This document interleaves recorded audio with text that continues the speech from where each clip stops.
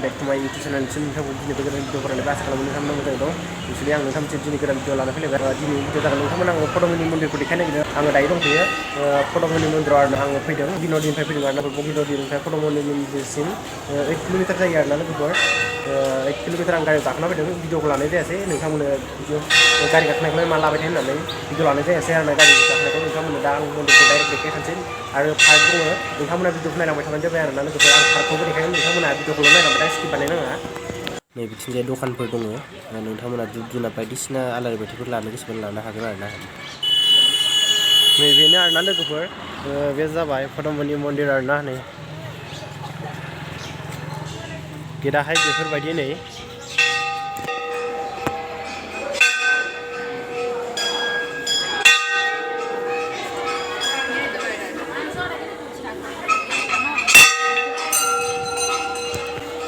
हाबलांबाय आरोना नै बेफोरबायदि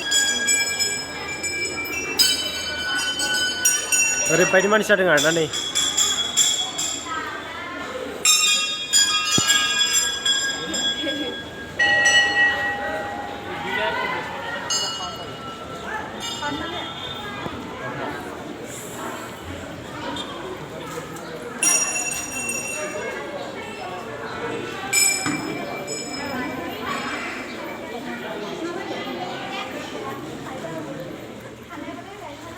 एक्चुअली गोबां बिर आरोना लोगोफोर। आं खुलुमनो नागिरदोंमोन ओमफ्राय ना दा नै गोबां मानसि दङ खुलुमनो जायगायानो गैया आरोना लोगोफोर। ओरैबायदि नै बिथिंजाय ओरैजाय पार्क दङ फुख्रि दङ आरोना ओरैजाय नै फुख्रि गिदिर दङ मन्दिरनि उनावहाय आरोना।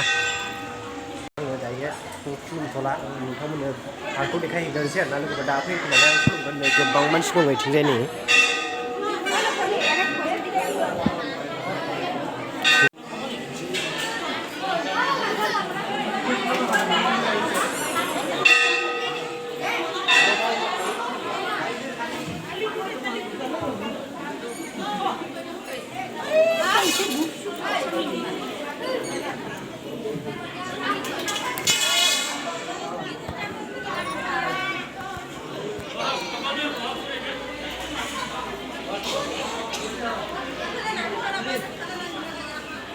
नै नोंथांमोना फैयोबा बैथिंजाय धुप सावनो हागोन आरोना लोगोफोर। बिथिं धुप आरि सावग्रा आगरबाथि जालायग्रा आरोना। ओमफ्राय बिथिंजाय फुख्रि दङ नै ओरैबायदि मानसि जायो आरोना। आरो फुजा फाथालबाथ' गोबां मानसि जागोन नङा होमबा।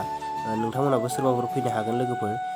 बे श्री श्री पदमनि मन्दिर आइथानाव बोर बिबाथाय माने साननाय हनाया जाफुङो होननानै बयबो फोथायो। बेखायनो गोबां गोजान गोजाननि मानसिफोरा थाङो फैयो आरोना लोगोफोर। नोंथांमोनाबो फैनो हागोन सोरबाफोर। लखिमपुरनिफ्राय फैयोब्ला 26 किल'मिटार जागोन आरोना। आधा घन्टासो लागोन गारिजों आरोना। बगिन'दि स्टेसनाव डाइरेक्ट ओंखारखायोबा 5 मिनिटआवनो सफैगोन आरोना। अट' गाखोयोब्ला 20 थाखा नङाबा 10 थाखा बारा लानो हागौ। ओमफ्राय आरो गगामुगनिफ्राय फैयोबा 18 मिनिटसो लागोन गारिजों आरोना। 16 किल'मिटार जायो। नोंथांमोना सोरबाफोर फैयोबा फैनो हागोन आरोना।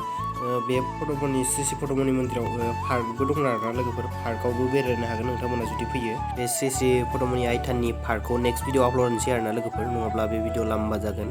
नोंथांमोना भिडिअखौ मोजां मोनोबा लाइक खालाम कमेन्ट खालाम आरो शेयार खालाम दाबाव लोगोफोर। आरो नोंथाङा आंनि चेनेलाव दिनैसो गोदान आंनि चेनेलखौ साबस्क्राइब खालाम। Thank you so' much for watching guys. Next video थाबैनो लोगो मोनफिनलायगोन। बाय बाय।